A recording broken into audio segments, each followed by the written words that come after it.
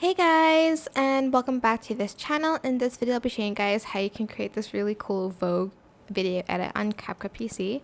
So film yourself where you're kind of like falling, I guess.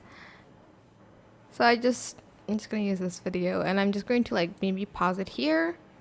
Then I'm going to freeze frame that by pressing the button there. Go to text and add in your default text, and I'm just going to have it till the end of the video. I need to enable this so that I can see where I'm at, and I'm just going to type in the word Vogue. Change the font as well. I'm just going to use like a, wait, hold on. Let's see.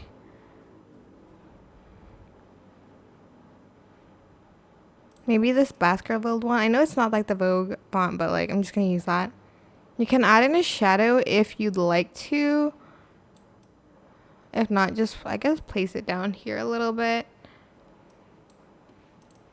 And that is pretty much it, really. It is that simple. I hope this tutorial was helpful for you guys. Don't forget to like, comment, share, and also subscribe to this channel if you haven't done that already.